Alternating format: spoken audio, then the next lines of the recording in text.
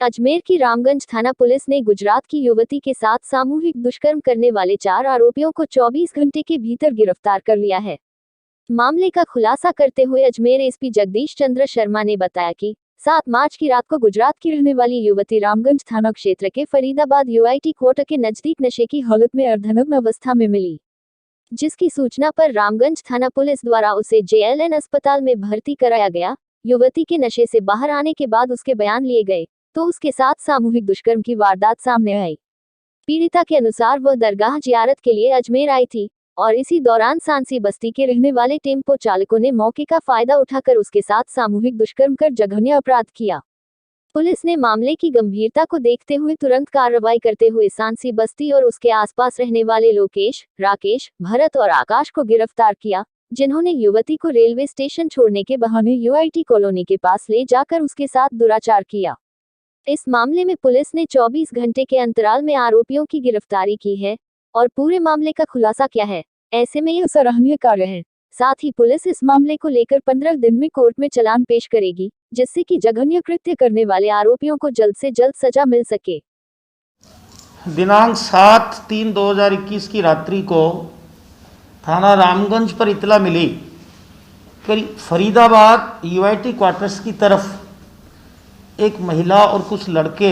नशे की हालत में खड़े हैं और संदिग्ध अवस्था में खड़े हैं। इस इतला पर रामगंज थाने का डीओ एएसआई राजाराम और साथ में 2 सिपाही लेके तुरंत मौके पे पहुंचा तो उन क्वार्टर्स के पास एक महिला लगभग अर्धनग्न अवस्था में नशे की हालत में कुछ लड़के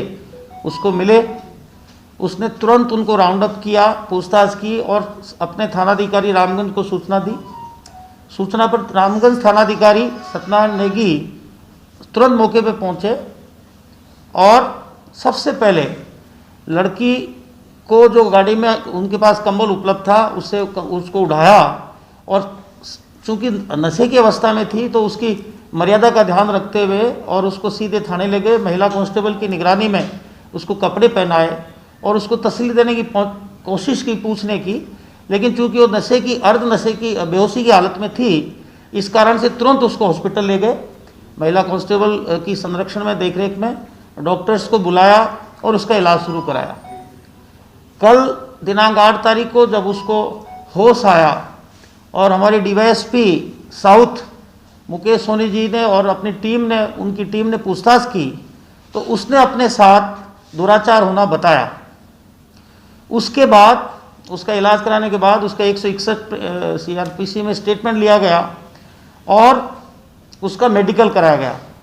मेडिकल कराने के बाद और उसके 160 बयानों के बाद जो संदिग्ध लड़के डिटेन किए गए थे पूछताछ में, उनसे कड़ी पूछताछ की हमारी टीम ने, तो उन्होंने अपराध करना कबूल किया। उसके बाद महिला के 164 सीआरपीसी में बयान कराए गए और बाकी उस घटना में कौन कौन शामिल थे,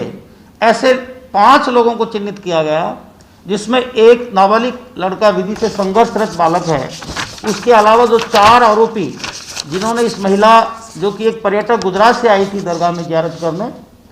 उसकी मजबूरी का फायदा उठा करके और एक पाशविक कृत्य किया है, मानवता को शर्मसार करने वाला कृत्य किया है, उनको चिन्हित किया और हमारी टीम ने लगातार 24 घंटे मेहनत करके और पूरी घटना का पर्दाफाश करते हुए और इनको गिरफ्तार किया, जिनमें एक लोकेश पुत्र श्रवण कुमार, जाति सांसी, निवासी यूआईटी कॉलोनी, थाना रामगंज अजमेर। दूसरा राकेश पुत्र गज्जू, जाति सांसी, निवासी सांसी बस्ती भगवानगंज, रामगंज अजमेर।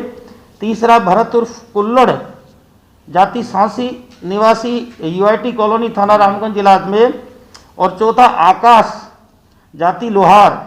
निवासी साईं बाबा मंदिर के पास अजय नगर, लोहार बस्ती, अजमेर। इन चारों ने उस महिला के साथ दुराचार किया। एक विधि से संघर्षरत बालक ने दुराचार किया, 5 ने दुराचार किया, उसको डिटेन किया गया है और बाकी 4 आरोपियों को बापर्दा गिरफ्तार करके और कस्टडी में लिया गया है और इनसे पूछताछ लगातार जारी है। इनसे पूछताछ के बाद आरोपियों को चूंकि बापर्दा गिरफ्तार किया गया है, इसलिए इनको जेसी कराने के बाद महिला से उनकी शिनाख्त और पहचान कराई जाएगी। उसके बाद हमारी कोशिश होगी कि ऐसे जघन्य आरोप उनके ऊपर लगे हैं, उसके लिए इनको जल्द से जल्द पुलिस द्वारा इन्वेस्टिगेशन कंप्लीट करके और इनके खिलाफ चालान पेश हो, और न्यायालय से भी हम रिक्वेस्ट करके और केस ऑफिसर स्कीम में इस मुकदमे को लेके इसकी जल्द से जल्द ट्रायल पूर्ण करा के और अपराधियों को सजा दिलाएं, इसके लिए हम पूरा प्रयास करेंगे। तो हमारी कोशिश है कि इस मुकदमे की इन्वेस्टिगेशन 15 दिन के अंदर कंप्लीट होकर के और 15 दिन पूरे होने से पहले ही इसका चालान न्यायालय में पेश हो। इसके संबंध में हमारे आईओ जो डीवाईएसपी साउथ मुकेश सोनी इसकी तफ्तीश कर रहे हैं, उनको निर्देश दिए हैं और वो भी दिन रात मेहनत करके इसकी इन्वेस्टिगेशन पूर्ण करने का प्रयास कर रहे हैं। शीघ्र ही चालान पेश करके और इसकी शीघ्र ट्रायल के लिए इसको केस ऑफिसर स्कीम में लिया जाएगा। और महिला के साथ मानवीयता, संवेदनशीलता, अदम्य साहस और अपनी कर्तव्यशीलता का जो परिचय दिया है, उस टीम में डीवाईएसपी साउथ के अलावा SHO Ramganj Satyendra Singh Negi, ASI Rajaram, Girdhari Singh head constable CO south office, Surendra Singh constable CO south office, Rameshwar Lal constable CO south office, Jitendra constable थाना क्लॉक टावर और शिवराज कांस्टेबल थाना रामगंज, इन्होंने इन्वेस्टिगेशन में और महिला को अस्पताल पहुंचाने में और अन्य इन्वेस्टिगेशन के कार्यों में अपनी तत्परता से परिचय दिया, काम किया और इस मामले में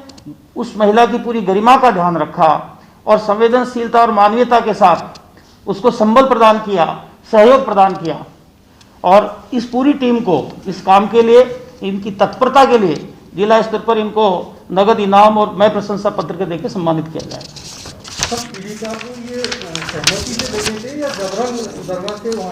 प्रारंभिक पूछताछ में जो जानकारी मिली है, जो उसने अपने बयानों में बताया है कि ये पीड़िता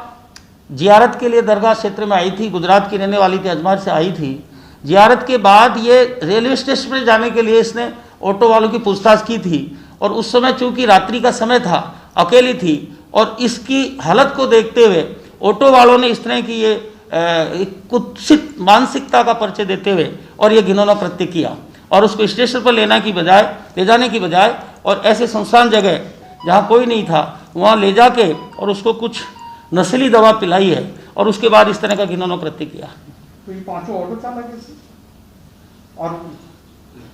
नहीं, इसमें शायद एक ऑटो चालक है, बाकी उसके साथी है।